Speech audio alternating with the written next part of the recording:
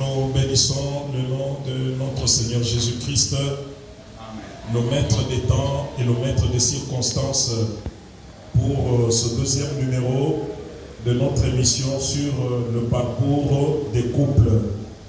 Et je vois la salle est déjà prête pour recevoir notre couple qui va continuer avec ce deuxième numéro. Et avant de les recevoir, je voudrais que nous puissions acclamer plus fort pour le Seigneur, acclamer le roi des rois. Que Dieu soit loué. Et comme d'habitude, je vais demander à la servante de Dieu, Maman Michou, de s'approcher, de prendre le micro et de prier le Seigneur pour recommander. Tenez le micro qui est là-bas, maman. Montez. Montez ici. Gloire au Seigneur. Vous pouvez vous tenir là-bas. Et je pense que notre caméra va juste prendre la servante de Dieu pour cette prière. Tutaomba katika jina la Yesu. Amen. Asante mtakatifu, Mungu wa kweli, Mungu mwenye uzima yote. Muumbaji wangu, tuko mbele ya macho yako na mbele ya mbingu Yesu. Tunashukuru kabisa kwa siku ya leo na tukavuria mnambika wa neno na magharibi ya leo Yesu. Tuko mpresence yako Yesu, njoo continuité ya émission tuko nayo. Na hii émission ni evangelisation ya batoto yako fashi yote makona yote ya dunia kulebeko. Ku Orient, ku Occident, ku Septentrion, ku Latine. Wale bote batashikia hii émission, batashikia mnambika wa neema iwakakamike mfua Yesu wangu. Wale abaja olewa na wale bashakolewa Yesu wangu, wakati batashikia mlambika wa neema, acha mlambika wa neema ibasaidie, ibakomeshe mlambika wa neema, bayuwe kuendelea kabisa manjia na makupla yabo, parcours ya kupla yabo Yesu. Nikule tunaacha mlambika wa neema, kabla tu ya anza, tunapenda wewe tutangulie. La parole nous dit que avec Jésus-Christ de Nazareth, espérance de gloire. Peke yetu hatutaweza, tunapenda wewe tutangulie. Kwa pamoja na batumishi yako Pastor Chris na Mama Mary, wakati batapokuya mtakatifu Yesu, bila batasema bukela kutoka kwako mlambika wa neema, wapatie parole ya kutoka kwako. Ile parole yedifie foi ya bantu bote dunia yote mlambika wa neema. Tunatia hii wakati kumbe roho ya Bwana tutangulie. Kuomba ni kwetu lakini kutenda ni kwako. Ni katika jina la Yesu Kristo nous prié ainsi. Amen. Amen. Que notre Dieu soit loué. Merci maman Michou. Que le Seigneur vous bénisse davantage pour ce zèle que vous avez pour l'œuvre du Seigneur. Vous ne vous absentez jamais, que ce soit au culte. J'ai un très bon témoignage de vous. Et vous êtes là assidus au temple pour servir votre Dieu comme faisait Anne. Et nous commençons notre émission Parcours des couples. J'invite notre couple pastoral Katanga Chris de s'avancer, tous les deux. Ils vont s'avancer et sous les acclamations, nous allons les recevoir au nom du Seigneur Jésus-Christ. Bonjour maman. Bonjour pasteur. Donnez-moi le micro qui est là-bas. Gloire à Dieu. Ça c'est pour vous pasteur.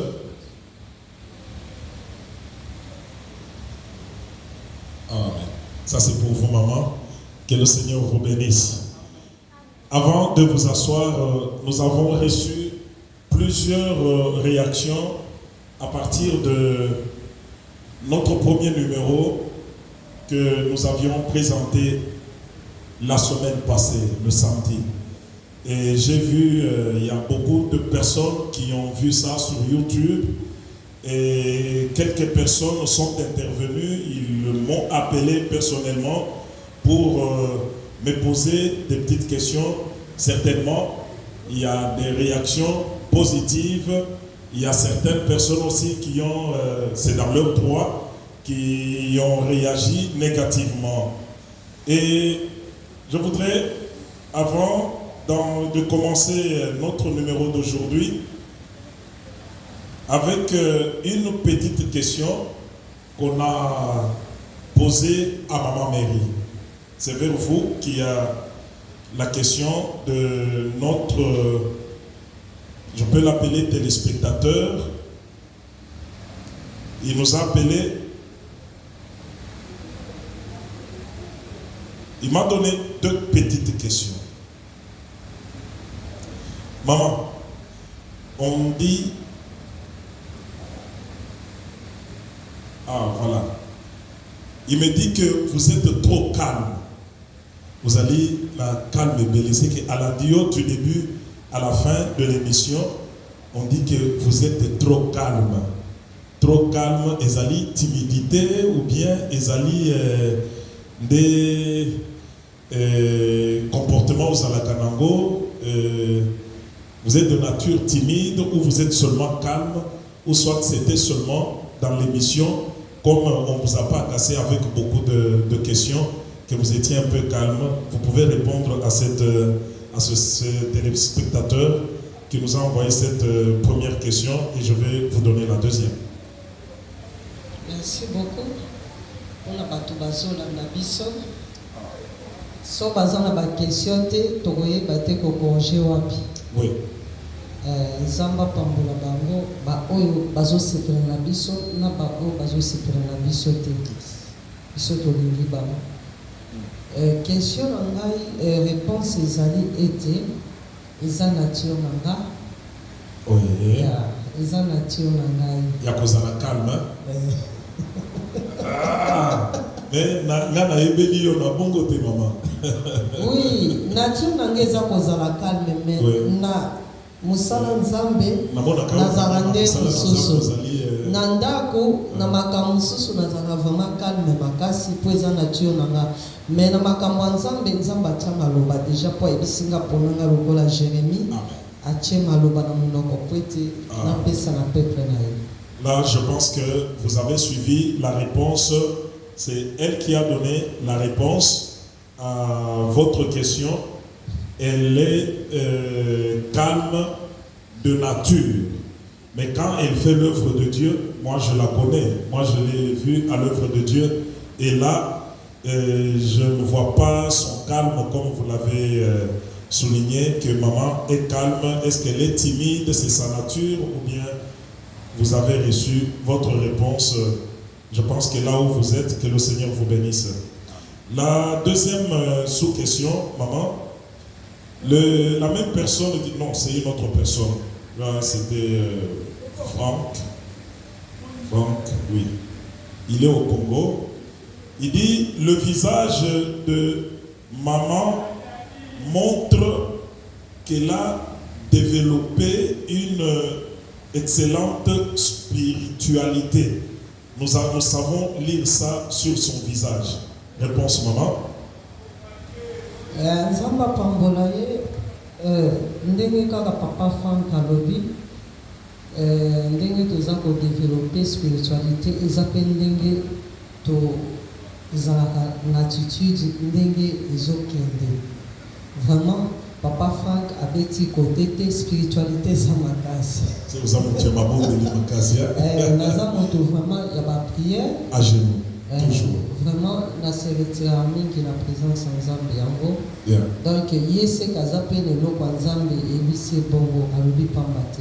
Il a lu ça sur votre visage et je pense qu'il n'a pas tapé à côté. Et cette dame que vous voyez, elle est servante de Dieu à côté de l'homme de Dieu. Effectivement, elle développe une spiritualité qui, de jour au jour, moi, elle m'épate chaque fois quand je peux la voir faire l'œuvre de Dieu. C'est à tout moment qu'elle est en train de m'épater avec sa manière de faire les choses. Que Dieu vous bénisse. Amen. Papa pasteur, c'est une seule question qu'on m'a donnée. Ça entre vraiment dans... On me dit, qu'est-ce que maman aime beaucoup plus que tu puisses toujours lui offrir un cadeau? Et là, c'est avant que nous puissions commencer l'émission. Qu'est-ce que maman alingaka nini makasi pour omene la cahier? Oibi, bana otobotaka des fois, zalaka soki obimi, papa yelanga bonbon. Donc quand tu rentres là, tu sais que j'ai la dette de l'enfant. Sikoyo, na ndenge possible vandi na maman alingaka nini omene la cahier en cadeau. Dans des petites choses. Na sepeli makasi na question est une question piège. Maman sepelaka mingi bolia, asepelaka mingi yogurt. Parce que tant wazana ba yogurt. Oya bana mike. Yogurt ya mikolo. OK. Alina bolia yogurt mingi parce que tant wazana ba attitude ya prière, alina kocha lo kilo na limonte. Alina mingi ba yogurt. Ce qui est yogat, nous avons à Rosalamesebo. Et puis, ce qui est yogat des alités, ou soit il faut azar na porridge, na poto il y a une attitude de prière. Donc, vous savez que vous avez attention qui n'a pas un bon côté. Vous savez que l'effort, yogat il y a yogat des alités. Acclamons le roi des rois, que Dieu vous bénisse, prenez votre place, que Dieu vous bénisse, nous vous recevons dans le nom du Seigneur Jésus-Christ. Et aujourd'hui nous sommes dans notre deuxième numéro qui va faire plaisir à plusieurs personnes qui vont nous suivre en ligne, qui vont lire. Pasteur, on a beaucoup regardé notre vidéo de la fois passée. Les gens ont regardé. Nous vous demandons de partager toujours l'émission. Partagez dans les groupes et abonnez-vous sur la chaîne. Aimez, ou ce qu'on dit en anglais, likez nos émissions. Je sais que ça va beaucoup plus aider plusieurs personnes à entrer dans notre chaîne YouTube et regarder davantage pour leur croissance ou pour leur changement de couple.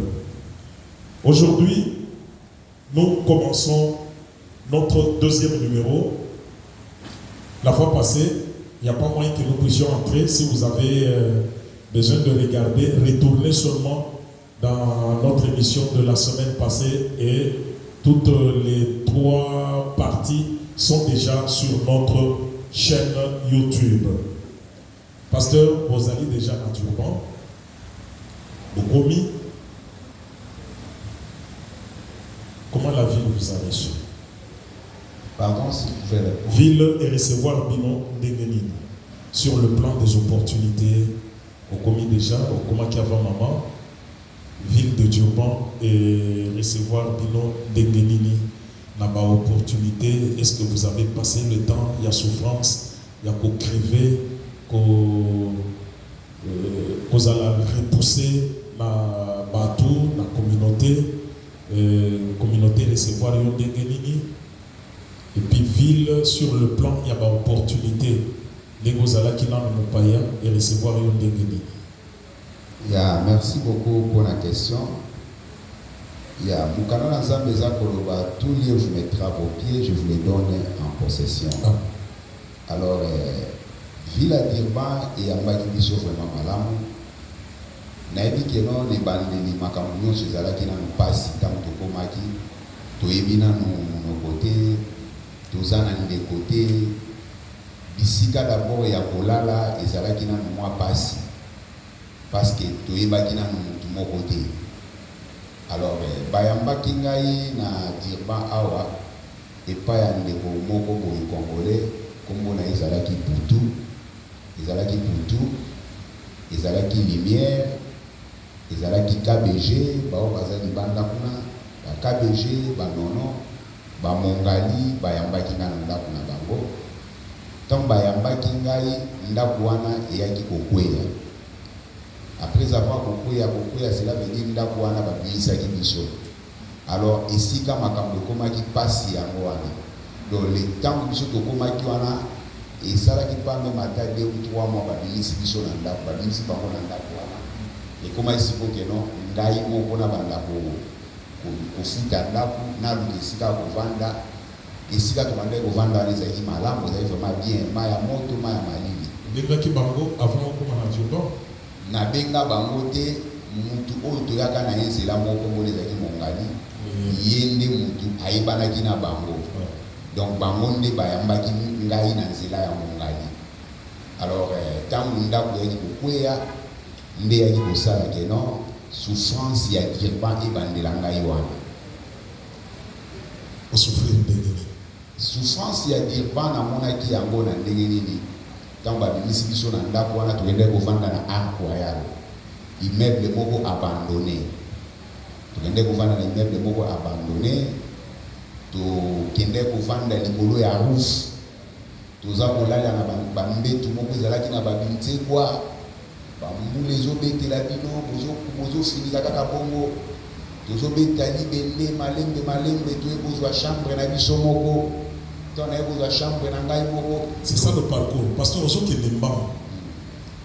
C'est ça le parcours. Il faut kende malembe puisque tolingi to yeba ndenge durban et yambaki yo bokomi na ndako ya ndeko botamolaka na ye bakousin na bango ndako ekoyi et à ce moment-là oza na mosala te tozalaki na mosala te tozabandi kosala kagarde tobandi kosala kagarde. Kagarde pour les gens qui nous suivent c'est un travail où quelqu'un va au parking et il commence à regarder les véhicules.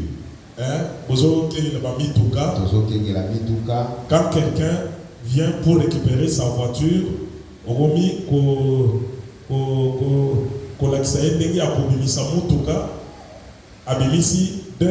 rentes, c'est quelque chose comme en dollars, ce n'est même pas $1, ce n'est même pas demi-dollar. C'est une affaire de quelques cents. Abimisi apprécié au PCE, merci. Pasteur, continuez. Alors, tu vas aller au salaire Kagarde. Kagarde, pour au sali 50 rand. Donc, au sali mbongo ebele. Na 50 rand, douana, au kibolia mbongo nous sauté, au bolia par exemple 10 rand. 10 rand, tant que tu as dit dans mboka, au 10 rand, des alaki mbongo ebele. Au somba nango mapa. Osombi sucre, osombi miliki, osombi maki, osombi presque biloko nyonso ya kolia. Mais esika ya kobomba mbongo ezali te. Parce que wana moyeba ndimalo na mukanda ya payment oyo boyoke no fungola bank ezalaki te. Mbongo nyonso to banda kobomba ngo otoboli mbetu na pembeni ozokotisa mbongo na kati ya mbetu.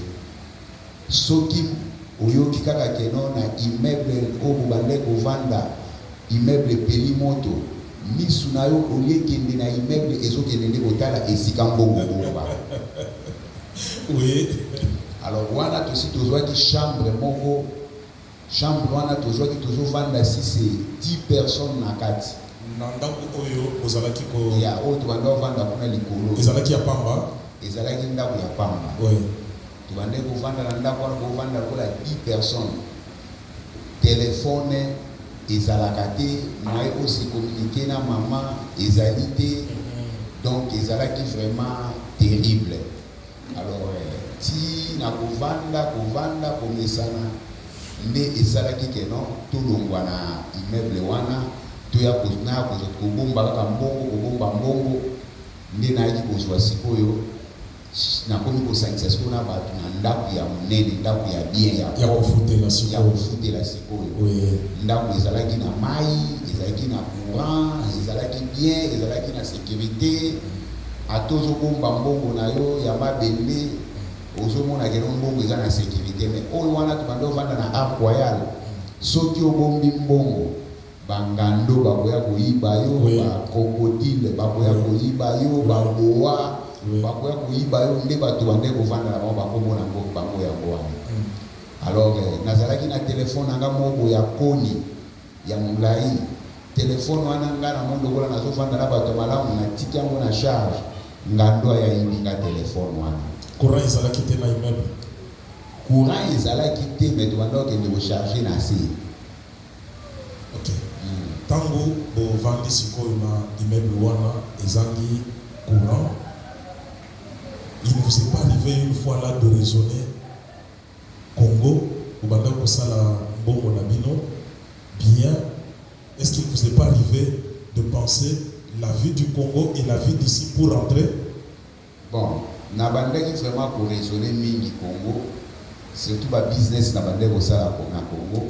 So ina tali condition na bandaki ko vivre moko okoti na ndako bandi kolela oleli o raisonner mama o raisonner bande kono oleli moya kosala autrement ezalite au sokomi. Donc olela oleli o raisonner ne ba mama zo peso bilo wa kolia a ozola ila suma pa ya pamba lipana na nguba suma ila lipana na boudin oliga ka bongo olali me motema na yo makanisi nyonso ezala kaka na Congo. Raisonner ndenge mama banda o pesa na ko kolia. C'était bon souvenir. Na zo raisonner boshina za la ke ba meri mbele apesinga biloko ya kolia asali apesinga yimba baba kwanga na Thompson na ngana lie biloko na kwanga na Thompson awa na Afrique ici ezalaka te. Donc biloko nyonso na banda ko raisonner yako. Oui. Ezwa ki bino ngonga boni. Il y a temps, je peux appeler ça le temps de vache maigre. Ya kovanda na ndako wana kosala ya kagarde des musala. Nous ne méprisons pas ça, mais c'est un travail pénible. C'est un travail pénible. Moi, personnellement, j'ai fait ça. Et après un mois, j'ai pris fuite. J'ai fui ce travail-là. Et puisque ma colombe, ça n'a pas si ma casse. Au télément, jusqu'au soir, ce qui ont dit, que caméra wana, ils ont mon aïe. Et vous avez peur que, comme la caméra me regarde, heureusement que moi personnellement je suis tombé quand même dans les mains de bonnes personnes. Bango bayaki avant Gaï, babongisela ki nanzela na bango de nazoki quand même moi musala. Pasteur, vous étiez quand même une grande bénédiction pour moi. Ce n'est pas mon parcours que je parle aujourd'hui, mais j'ajoute tout simplement à ce que le pasteur est en train de parler. Ma vache maigre avait fait un mois de ce travail-là et il m'a pris pour me donner un autre travail, là où je devais quand même m'asseoir, là où je devais quand même recevoir l'argent à la fin du mois, malgré que ce n'était pas beaucoup, mais je recevais quand même un bon salaire. Continuez, pasteur. Alors, libende tango zonge ndobeta libende boye ozozonga na ndako ozaya kolemba oza kozonga na ndako olie okoma na couleur ya mwindu mais ozokoma couleur ya bleu moye ezobeta yo makolo ezosala pasi mais moya kosala autrement ezalité. Et ça là qui combien de temps? Bon, na sala qui vraiment 6 mois. Oui. Na musala ya kaga na sali 6 mois. Oui. Après 6 mois, ndé na yi kozwa musala ya sécurité. Oui.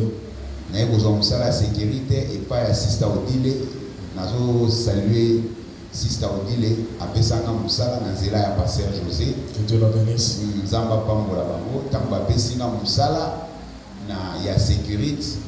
Alors na bandi kosala musala siko ya sécurité na musala sécurité nde sikoyo okomi kozwa siko temps ya kolala ozoyeba keno na fin du mois bakofuta yo mbongo. Voilà. Mbongo bande kofuta nga na mita wana ezalaki 2500 rand. Na 2500 rand wana bande kopesa yo il faut bakata yo mbongo ya 10. Bakata yo mbongo ya 10. Ozalaki mundimi na ye? Nazalaki mondimi ya église na ye. Il faut bakata yo 10 à la source. Na source.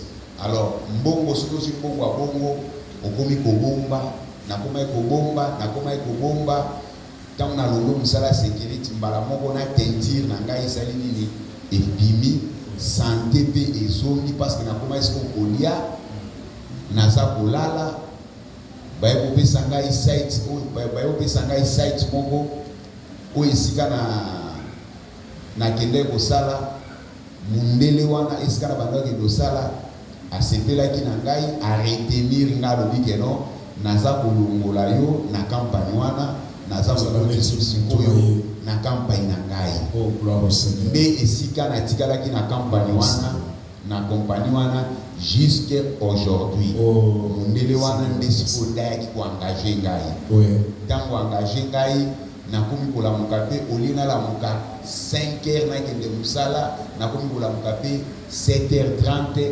8h naza na mosala nakomi kozwa sikoyo temps ya kolala nakomi kozwa mpe temps ya kolia temps ya kose repose alors ntango nalongwe na mosala ya kagarde nakoti na sécurité nde nalongwe mbala moko na etape oyo nazalaki nango ya kodépendre na campagne wana ya mundele wana nakomi ya basista nakomi siko kodépendre siko na campagne oyo ezali enregistré na compte ya Afrique du Sud nde esika nzambe siko abandi kotambolisa ngai esika wana tilelo nazali kaka na campagne wana. Oh, nous bénissons le nom du Seigneur pour ce parcours-là. Il n'y a pas... Tout n'avait pas été bon. Tout n'avait pas été bon. Il y a eu une période de vache maigre, ce qui a changé votre teinture, ce qui a fait que vous puissiez habiter dans une maison sans courant, ce qui a fait que vous puissiez manger le foie, les pains et vous dormez. Et c'est ça le parcours. Aujourd'hui, nous allons commencer sur le plan spirituel. Mais avant d'y arriver, je voudrais d'abord me tourner vers maman Mary, Olongwe,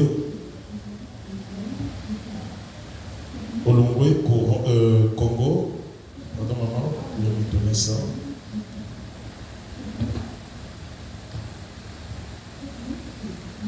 Beaucoup mis en Afrique du Sud. La fois passée, au Ibisaki Biso, ndenge okondaki nzoto ebebi na Lubumbashi, okomi papa kutu bao balandi vidéo na biso alobaki que papa abungaki ye yonde oyekoyeba ye obeki ye. Vous avez déjà vu un homme abungi mwasi na ye, c'est-à-dire que c'était vraiment compliqué. C'était compliqué. Okomi na Durban, maman, Mary, Durban, et recevoir Bino Dengeni.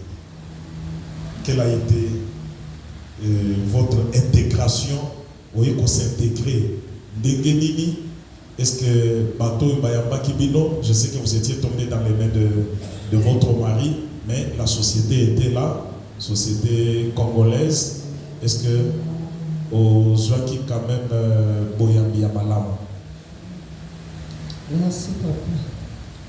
Ya tangu tokomaki tangu nakomaki plutôt nakomaki donc ndenge nazaki oyela nayeba ete na nzela mobimba naomonaki baminda bamituka seke pardon nazomona mituka nazomona baminda nayebi ke seke mobali nanga mpe naokuti na mituka baminda wana seke naokuta ndako moko mpe ya bien nalingi ok mama loba ozo suscité ngai okanisa eke okuta mpe papa aza na mituka ndenge amonaki nzela eza kitoko puisque koya na nzela ekeseni na nzela ya Congo Congo pendant période wana ezalaki nzela ya mabulu ata makadam okoti awa mais ce n'est pas comme ça avec la route de l'Afrique du Sud. Continuez maman. Ntango nakomi namoni nzela eza kitoko mpenza ezalaki baminda mpenza. Ntango tokomi nakomi na station na papa Zwinga ameminga ti na esika azalaki kofanda. Ntango nakomaki esika azalaki kofanda na nzima eteke eza Afrique du Sud. nde namonelaki façon na ndenge ezaleli bon namonaki yango ezalaki mabe. C'est le parcours, maman. Tout seul makambo. Namonaki yango ezalaki ndako moko naye kokuta ndako eza propre te eza sali te nakoti bana mibali na kati 10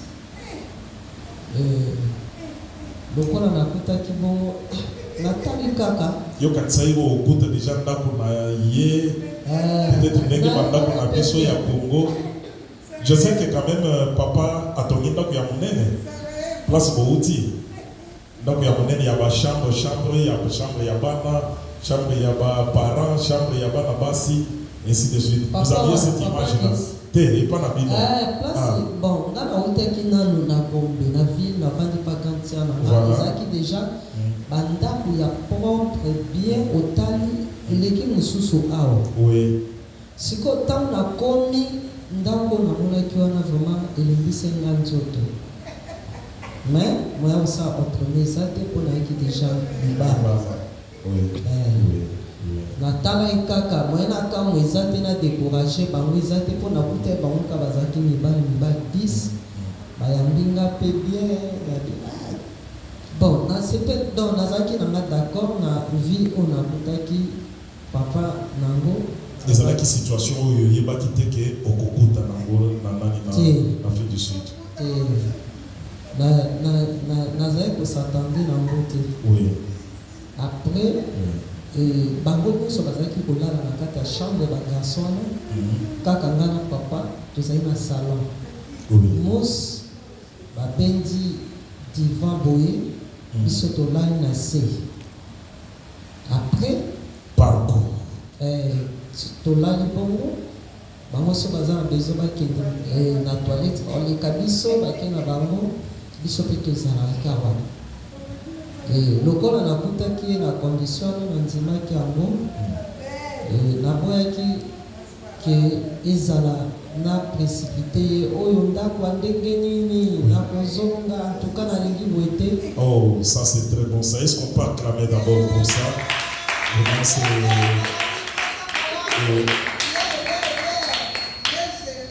papa bon que papa a le baki di kamwana te hein. C'était parcours hein. Papa a sauté bango. Maman, eloko moko te et découragé kibino na ndenge bokutaki makambo bana mibali bazolala na chambre. C'est-à-dire si j'entends bien ndako ezalaki ya salon na chambre à coucher. Oui. Mibali nyonso na chambre. Oui. Bino sikoyo nde botandi muso na salon. Ok, maman. Musa ngope ezalika musi ya muke. Tolali biso mibale. Nazaki na nga pa l'aise na musi na nga. Oui, oh Seigneur. Nazaki à l'aise makasi donc na musi wana tolala na biso. Omona bango otuna ngai. Ndeko lali na seboyi. Est-ce que ça bien habité, naza bien. Mais tant que bango bazaki okende, nazaki ko se lamenter pa nzambe. Nayebisaki pe papa te kenga no bapona nini bo nazawe bisa Seigneur papa esiko momaki ngai na lingi za bote. Bango babande koyeba ke batiki nga na lali mais nazaki ka kotia makolo mona nga na se nazo ba Seigneur permettre eloko eumela te.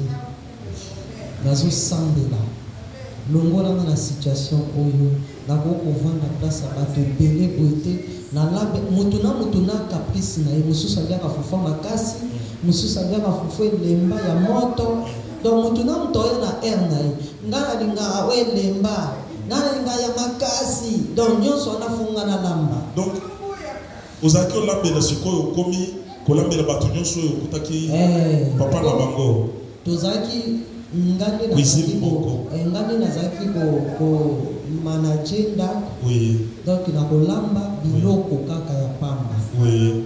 Mais fufu na yebi bato ba oyo na yako yekola bango après ba ko balinga ya makasi na lambi déjà. Oui. Ba o balinga ya pete na sozela ka ba jour tango okoma ta 20h. Olambi. Na lambi. Oh, c'est un grand travail ça. Ça c'était comme le travail qu'on fait chez nous. Ce que moi aussi. Stage. Accueilli d'abord un stage na ma parents pour battre la négazo sala misala. Vraiment c'est une femme très brave. Moi-même je ne savais pas que vous étiez passé par un parcours pareil. Vous voyez que c'était très bon d'avoir une émission pareille. Il fallait avoir une émission pareille. Et là, comme mon côté, et décourager maman Mary, qui a tout dit sa mobali, ou soit à saboter, ou soit à mon aïe, na ndenge mosusu, oh tu m'as trompé, quelle vie tu m'as mené ici, et tu as fait ça, ma français est belé. Oui, mais ce qui m'a pas na bango, il veut quand même se retrouver seul dans la maison, à jouir mon bali naïe, à mon aïe quand même, à mon aïe mon bali. Mais il s'est retrouvé que Bazalaki 10 Nanda Moko et elle était obligée de préparer pour tout ce monde-là. Et je ne pense pas qu'elle s'est lamentée pour faire ces travaux-là. De toute façon, Maman Zali Koloba, donc elle était à l'aise. Ce n'est que quand elles sont déjà parties au travail, qu'elle restait à genoux pour parler à son Seigneur. Seigneur, que cette situation ne puisse pas durer. Acclamons un peu pour le Seigneur. Ça, c'est magnifique. C'est vraiment magnifique. Parce que, nous avons une question, mon cousin est là. Vous avez une question. Bon. Kolali samona batu nase, oyebi ndenge ozwaki ye na Congo, oyebi ndenge libota na ye, babanda ye kotindela yo na bambwa, que mobali oyo, il peut faire souffrir notre sœur. Et ersikoyo oyambiye na ndako ya bongo. Oyoka kisono? Bon, na monaki yango ezalaki vraiment malamu te, mais esengelaki tolekana na étape wana. Ezalaki malamu te, mais esengelaki tolekana na nzela wana. Est-ce que vous bandaki ko expliquer avant comment expliquer qui ndenge makambo ezalaki ou bien ayi kokutango surprise? Non, ayaki kokutango ezali surprise. Oui. Na expliquer ka. Oh ça. Et puis tant amonaki yango atungisi bino te. Non, tango amonaki yango atungisaki ngai te. Oui. Mais vous avez eu aussi le temps maintenant de lui expliquer comment la vie de l'Afrique du Sud est. Na expliquaki yango te yemonga katango akomaki a comprendre que non awa esengeli na tango na kende boye na sala boye na sala boye. Donc c'est elle-même maintenant qui a eu l'enseignement. L'enseignement à vous comprendre. Et puis tant que maman aïe, c'est très beau ça. Koko maman komaki na Afrique du Sud, ezalaki na eloko esalaki ke no akoma kobanga déjà na immeuble to bande ko vanda wana, ezalaki na mutu moko ko banda obenga ye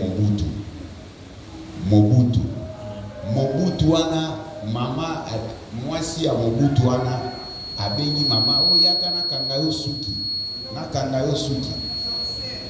Mama keibe Mobutu wana bandi kokanga mama mwasi ya Mobutu bandi kokanga mama suki. Mbala moko mwasi ya Mobutu tango ayeboye menace na kati ya ndako.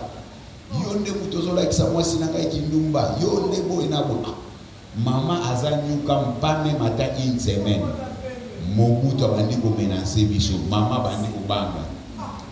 bandi kobanga alobi ngai soki oke musala ngai funa zala kaka nsima na yo. Oh Jesus. Nga na kotikala na ndako oyo te. Po Mobutu ndenge azomenace nga ndenge ayebi Afrique du Sud balobi ezali mboka ya crime. Mutu akoki kwa koboma ngai. Nga na okende musala mama ekovandela nga na musala.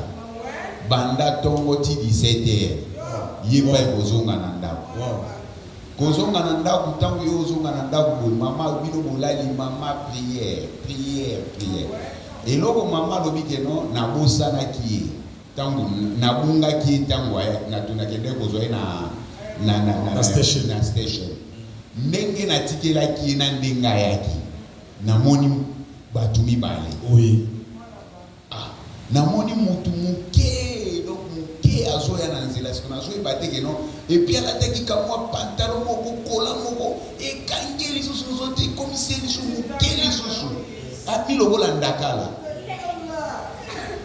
Alors na monaki teke no o mwasi o ngana bengi sa ki bien ndenge ni mbala mo mama nda bengi alobi Chris alobi Chris omoni ngaite tango abengi ngande na esikoyo na yambie tango na yambie wana na zu valise azalaki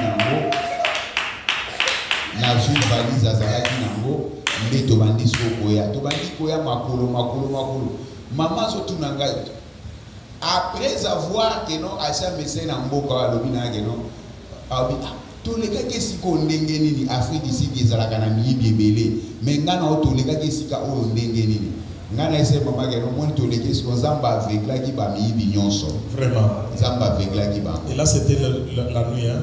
C'était alors eloko oyo tangu mama akoti na kati ya ndako na ngai akoti na kati ya ndako tozalaki kovanda 10 personnes mama muto bandai kolamba eloko oyo nzambaki kosala eloko wana naza kosouleve yango na bandeko mosusu tangu okutani na mwasi oyo nzambe apesi yo po oyeba basigne okobanda omona makambo okobanda ofungwa mama. Yes. Oui. Oui. Soki banzela ezofungwama te, cela veut dire eza lokola mutu oyo alati sapatu eza numéro na ete po atambola malamu sapatu obando swai na makolo eza lokola pe mobali so ipa kutani na mwasi oyo ete eza lokola alati sapatu oyo eza na libanga na kati moya tambola malamu eza te tangu mama ye koya mama ye na Afrique du Sud tozovanda na ndako wana ya 10 personnes koya mama ye musala esika na bandaki kosala na Kent Motors esika na bandaki kosala boss nanga tango okikeno mwasi nanga aye. Oui. Mwasi nanga ye mabondeli mama bandaki kosala nga na musala mama na ndako atikali prière boss nanga ekobenga ngai namona kaka ekobenga nga lobi keno Chris, can you come to my office? Oui. Okende na ke na office ya boss ngai abisi ngai keno oyebi immeuble na ngai na bolandite. OK pasteur. Abengi nga na office na ya lobi na ngai keno oyebi immeuble na ngai moko ezali na South Beach. Oui. Na Seaboard. Room nango ezali 2513. Zwa fungola oyo kende fungola ndako wana. Fungola ozwa nini na kati? Alobi kende tala ndako wana soki osepeli na ndako wana lokola mwasi noye bovanda na ndako wana. Okofuta ngai mbongo te, mbongo okobalufuta eza kaka ya courant na ba sécurité na parking. Kende soki osepeli na ndako vanda na ndako wana. Soki osepeli akanisa ki osepela te. Akanisa na osepela te.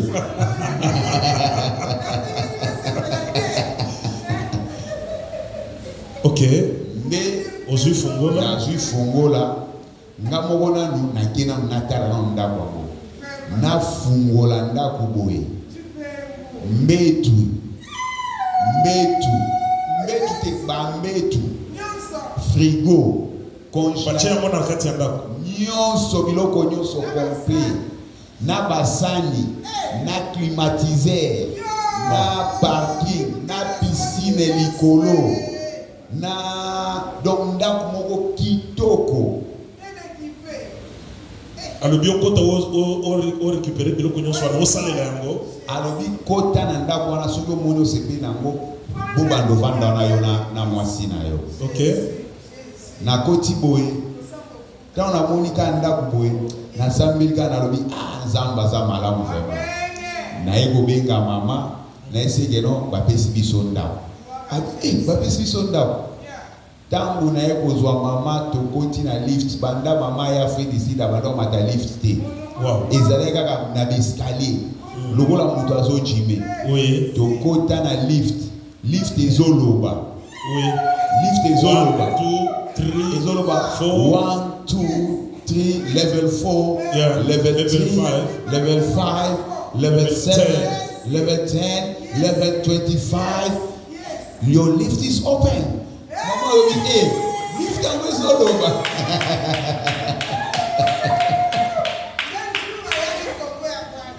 Mama kom tangu to kocha. Nazumuna batu nyonso tumike boy, batu nyonso tumike boy na se. Nde elenge Afrique du Sud ebandi wana. To fungola kaka porte boy. Mama lala na se abandi kotombola nzambe. Abandi kotombola nzambe. Alobi nzambe ndaku oyo namona kiango depuis na Congo. Namona kandako na ba prière nzambe azotalisa nga tokovanda na ndaku ya boye. Ndaku ekozala boye, ndaku ekozala boye, ndaku ekozala boye. Yawe na tomboli, na tomboli. Tangu na eko ebisa bato to bandena kovanda na bango 20 personnes. Na esi ba okeno biso tozo bimalelo. Babi bozo bimandenge nini? Ils étaient le même jour, OK, au Talindako, le même jour, au signalé Bango. Voyons là, les sous nassés.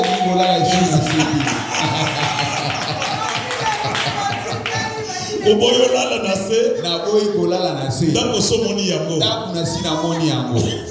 Na lobi bino, bonyo kolinga mingi. Mwaina sepela na mwasi na ngeza lite. Botikala na mwasi na bino. Botikala na mwasi na bino ya volume muke. Na basani otikani bango. Basani biloko tu. Bavere nyonso na tiki. Mungo peut-être bafufo sombaki. Na tiki nyonso na tiki ni bango. OK. Maman, merci. Et nani micro.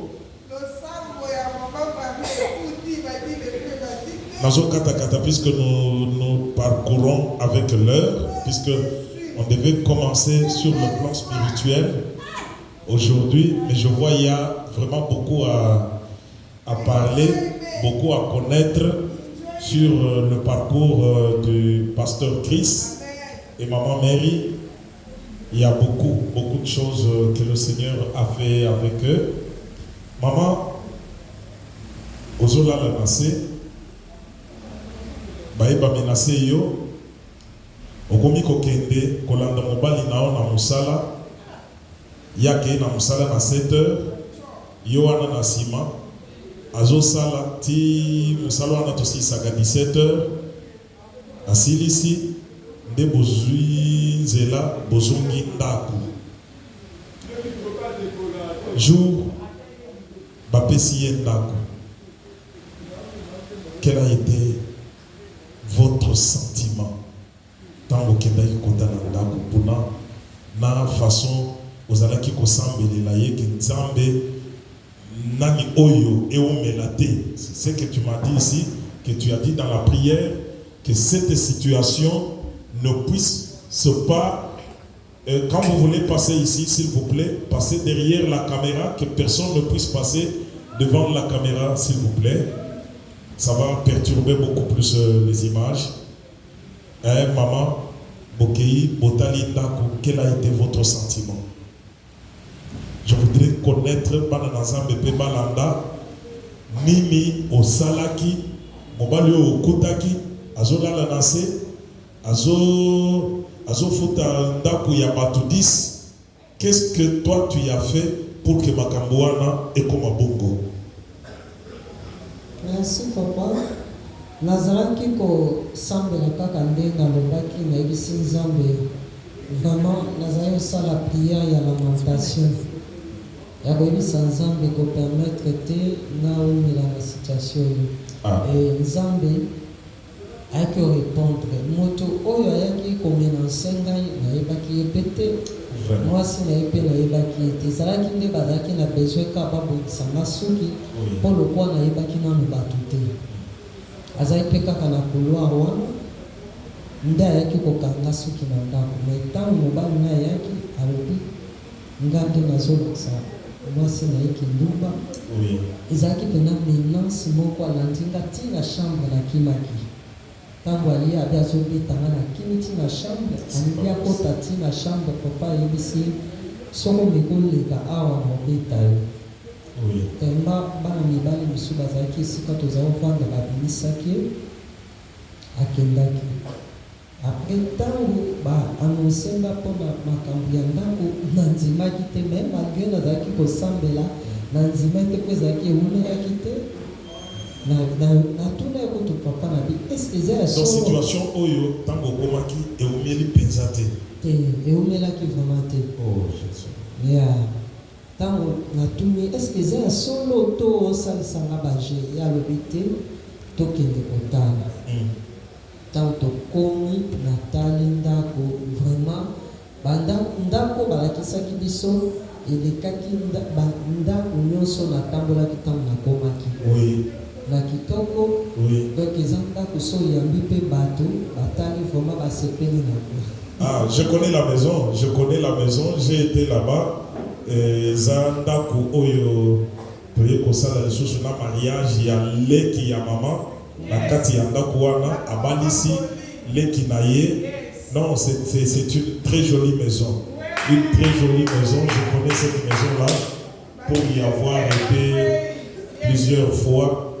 Une belle maison. Secret Mabino ezalakini. Yakoya kobimisa mobali na place oyo okutaki ye. Ya seke nanga nabangaki te mpona yebi na otambola na Nzambe surtout assurance ke ntango okomisi Nzambe camarade na yo yebi ke ntango osola na ye akorépondre. Nde nayebaki ke tozala situation wana te mpo yango te Nzambe alakisaki nga. Ntango olongwaki Congo osololaki na Nzambe?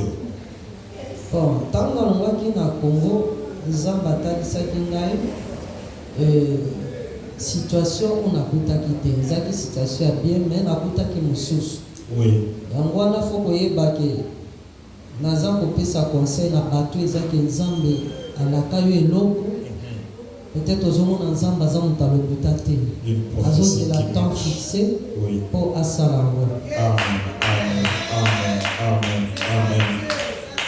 La Bible déclare, écrit cette prophétie, grave-la sur la table, car c'est une prophétie dont le temps est déjà fixé. Donc, ceux qui ont sali attention, Nzambe a ça fixé tant naïe pour l'accomplissement et la prophétie. Yo ko se décourager tant wana okolekisa yango. Donc la prophétie de Dieu, le temps est déjà fixé. Yo il faut sikoyo otikala na kati ya mabondeli, comme la servante du Seigneur était en train de le faire. Apengisi modalité. Elle n'a pas pris son téléphone pour appeler la famille. Oh maman, obenga ki famille. Pour se lamenter, la situation où il a coûté crise, sa situation normale, puisque il vous est arrivé comme ça.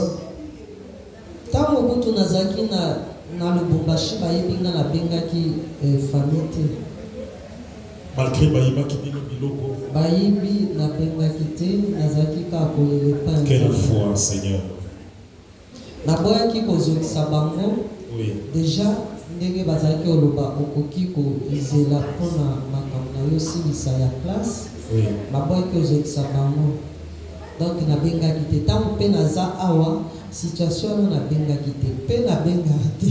Ozalaki komona image nini ya mobali ntango ozali kobombela famille, c'est-à-dire ozalaki na assurance ke mobali oyo nandimi nous devrions arriver quand même à une certaine image. Vous avez une assurance ou là?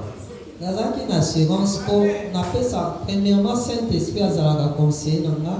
Amen. Ou n'appeler pesa makambo nga nyonso natikali kobenga te ko toujours mosusu grand frère nanga ya benga grand frère nanga po asola na ye ezaki na likambo moko tozalaki na ngunga na ye nazalaki surpris ntango grand frère nanga mpe ngai ndenge nini yo ozoyebisa biso te eza petit frère nanga azalaki awa mosala nzambe mark atoninga ndenge nini papa krist ayebisi nga boye oyebisi nga te ndenge moko na grand frère nanga nayebisi bango te eza problème te nga na ogere eloko abengi bino problème te. Vraiment. C'est ça, être une femme vertueuse. Une femme vertueuse, ce n'est pas une femme au barobaka moko ya mboka muka joa kabwa bwa. Makambu nyonso eloko muke singa, eloko muke grande sœur, eloko muke grand frère. Et vous savez que quand il y aura maintenant des problèmes entre les grands frères et votre mari, le jour où vous allez maintenant vous entendre, Bango Bakangeli est déjà Kanda. Vous voyez que ça ne sera pas bon dans la vie. Ça, c'est un exemple franchement à imiter. C'est un exemple pour plusieurs personnes. Là où vous êtes en train de suivre, si vous avez l'habitude d'accuser votre mari à tout moment, moindre problème, vous l'accusez. Ata Silikelio. Toi, tu prends le téléphone, tu l'accuses. Sache que ce n'est pas le comportement d'une femme vertueuse. Maman Mary, vraiment que le Seigneur vous bénisse abondamment. Ça, c'est une image de la femme. Donc, franchement, elle porte le numéro de comment je dis, le nom de Marie. La Marie de la Bible. Celle qui a été épousée par Joseph et qui n'avait jamais connu de problème avec sa famille. Je voulais parler sur beaucoup de choses, mais nous sommes dans une émission sur le parcours de couple Katanga. Que Dieu soit loué pour ce qui était arrivé. Franchement, je suis très content et les gens qui sont en train de nous suivre, ils sont vraiment encouragés par ce bon exemple. Il fallait rester attaché à Christ. Pasteur, pendant tant de temps, est-ce que vous avez que ça?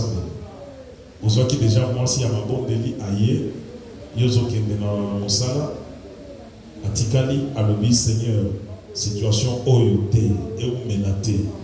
Est-ce que vous aussi vous étiez en train de prier pendant ce temps-là? Bon, puisque tout ça la virage pour ton côté sikoyo na makambu il y a prière, il y a église. Na vie spirituelle, mutu vraiment kotisinga mingi na makambo nzambe za mama.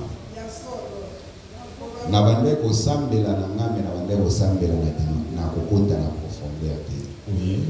Mais mutu ya kotisinga bien, kotisinga mingi na makambo ya nzambe, ya kotisinga na muzime za mama. Alors ndenge na bande ko sambela ezaka ndenge ya ko sambela kaka nzambe na peso merci na isini na mimi.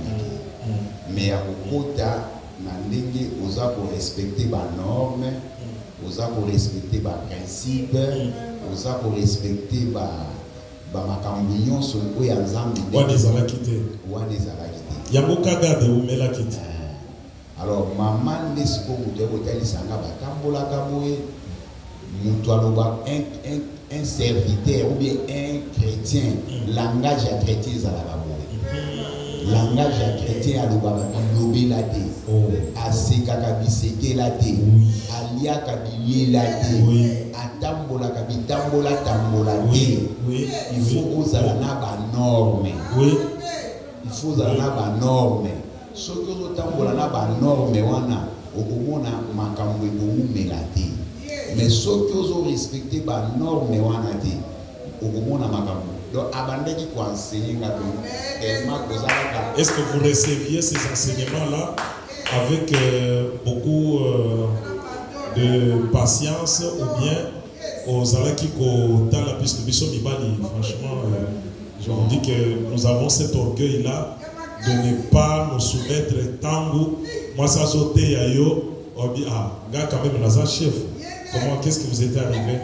Bon, côté, il y a un peu abandé kolobate na ndenge mo lokola ya mateya abandé kolobona ndenge ya masolo ka bozo beta masolo azolo bona mais yo siko tellement za c'est ça l'enseignement ça c'était tango za mobali ko élevé ozo ko izwa yango ezo koti pa na yo po osala te de no lokola ke no yende mutu aza ko enseigner yo dozo sela ka ki mobali wana mais tango yo ki ate ndega lobana ngabo oui mega tanisanga boye oui biso tokoli na biso naza mwana pasteur mais tokoli na ba principe moko ya ndenge ya bande kotalisa oui oza mwana pasteur okukende no po melino masanga oza mwana pasteur okukende no melino pe cigarette c'est vrai oza mwana pasteur ozosala makambo mosusu oyo bato mais ngai eloko moko ya malamu nzambe asali pa na ngai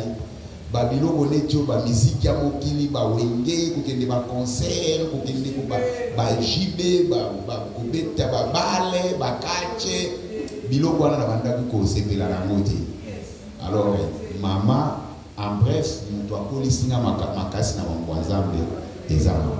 Que Dieu vous bénisse. Merci beaucoup pour la honnêteté. Passez le micro à maman. Prochainement, dans la prochaine émission, je voudrais que nous puissions arranger déjà tous les micros, les 3 micros, maman Azana micro naïe, et pasteur avec aussi son micro. Au besoin, si le Seigneur nous assiste, que nous puissions avoir des petits micros comme le stylo ici, ce micro-là, ils vont porter ça pendant qu'ils sont encore de l'autre côté, quand ils montent, que nous puissions quand même faire des choses professionnelles. Et cela demande des moyens. Ça demande des moyens, les micros, et ça demande des moyens, les instruments, ça demande des moyens. Tout celui qui peut avoir été touché par le Seigneur, puisque regardez, nous utilisons un seul micro pour papa et pour maman. Vous êtes touché par le Seigneur. Pour un micro, appelez-nous, venez. Si vous êtes loin de l'Afrique du Sud, appelez et envoyez-nous ce micro-là. Ça va servir pour l'avancement de l'œuvre de Dieu. Ce que nous sommes en train de faire ici, ça aide plus d'un foyer. Ça aide plusieurs personnes. Tout celui qui va écouter ce témoignage, je prie que le Saint-Esprit puisse réparer son foyer. Le pasteur est tellement honnête. Regardez, la Bible dit que celui qui trouve une femme trouve quoi? Le malheur, hein? Le bonheur. Celui qui trouve une femme trouve le bonheur. Pasteur Azalaki Yemoko, avant dit, Azalaki malheur n'a malheur té. Le public est en train d'ajouter beaucoup de choses sur ce que nous sommes en train de faire. Le pasteur vivait seul, mais il était encore incomplet. C'est ce qui faisait que à Sangisandaku n'a pas 10. Regardez, une maison de 10 personnes, donc vous avez 10 esprits. Chaque esprit a ses démons, chaque esprit a ses démons. Donc vous avez cette union-là des démons dans une même maison. Alors, avec la présence de la servante de Dieu à ses côtés, je vois tout a changé. Et dans peu de mois, le pasteur dit qu'il a reçu la maison, et cette maison-là, il ne payait rien. Le boss regarde, il appelle et il lui donne la maison, les clés de la maison, et cela, c'était le bonheur que l'épouse a porté dans son foyer. À part le matériel, elle a porté encore le spirituel. J'aime beaucoup l'honnêteté de l'homme de Dieu. Et là, il dit que maman a porté beaucoup s'écrit dans bino ezalaki nini. Nini yango omemelaki papa oyo kutaki yé azanango te pour à témoigner la journée ya lelo à témoigner yo na sur le plan spirituel que omemeli un plus. Merci papa. Tant na yaki kokota bango nde bazalaki kalisana na bango. Bazalaki koyoka muziki nyonso ya bato mokili. Bazoyoka baocha na bango po eza ndako na bango. Oui. Menga siko nazalaki à l'est. Ezalaki te ke mpona eza te mpona okei me nzoto nange bande koyoka na te na muziki wana. Nde na bande kotuna bango te nazovanda kaka ti jour mosusu natuni papa na lobi pourquoi batiaka miziki oya mokili na ndako ye lobi toza bato ebele tozosambisa donc cho ezalaki te me komaki moko saint esprit ayaki kotumisanga vraiment nayebisaka natuna frère moko nabi otiaka ata miziki ya nzambe otiaka oya mokili te nayebisaka.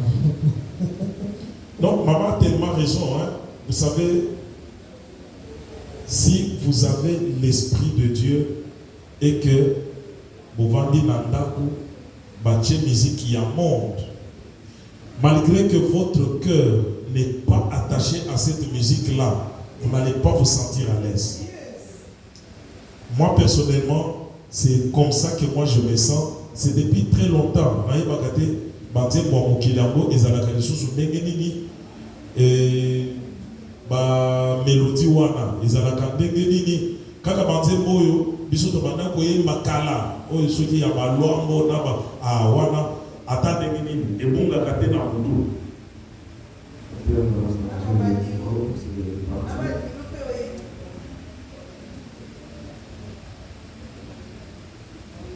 Ça. Oh, maman Lobi, c'est très très profond, très profond. Un enfant de Dieu, là où il y a la musique mondaine, il n'est pas à l'aise. Il n'est pas à l'aise. Si vous avez côté papa de Mini.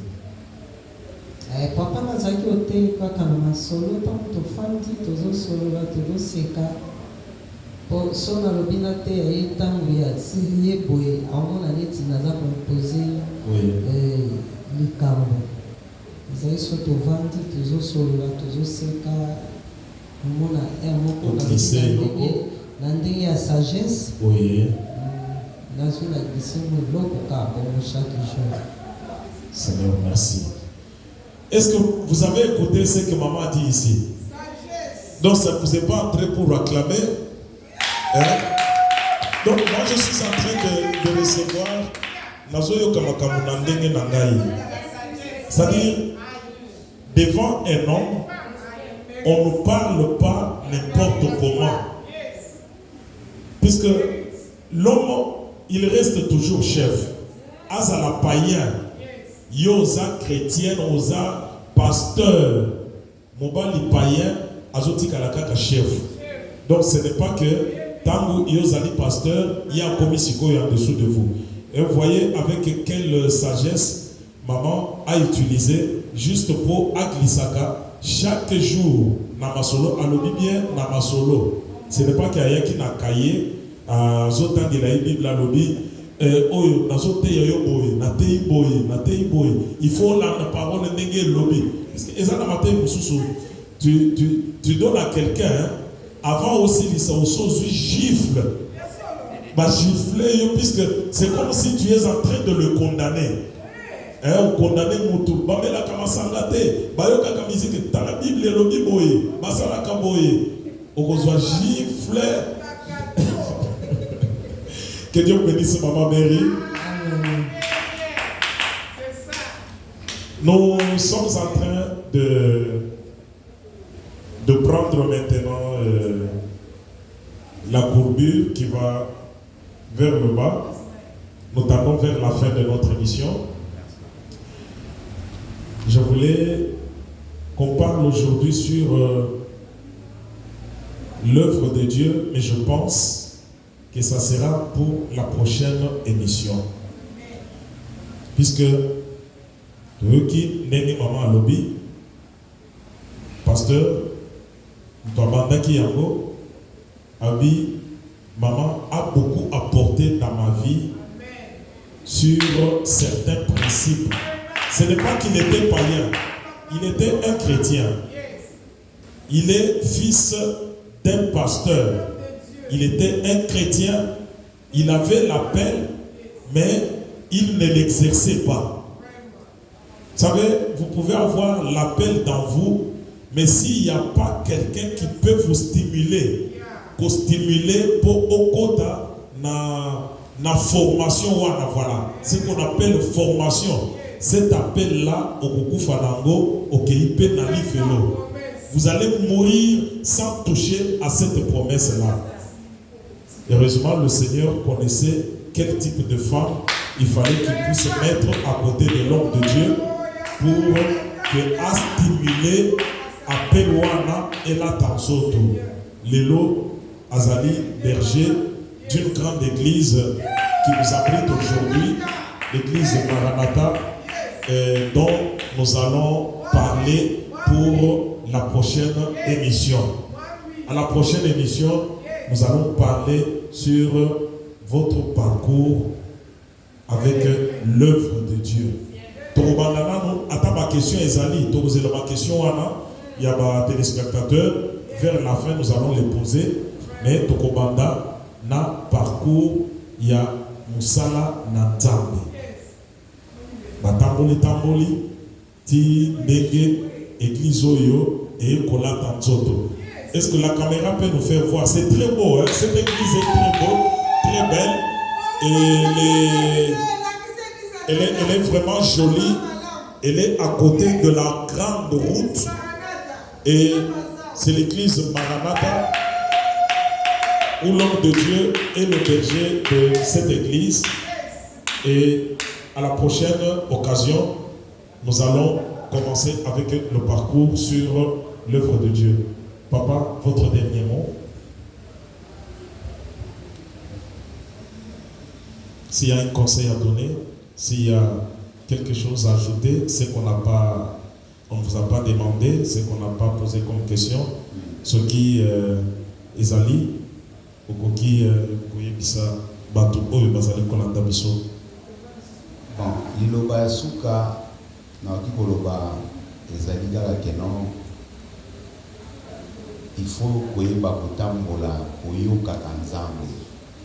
Soki ozangi koyoka Nzambe okotambola malamu te. Nzambe okoki komona ye boye te. Nzambe okomona ye à travers motu. Alors, soki tozo nazo loba Nzambe bamonaki à travers motu, eza na ndenge Nzambe apesi ngai mama.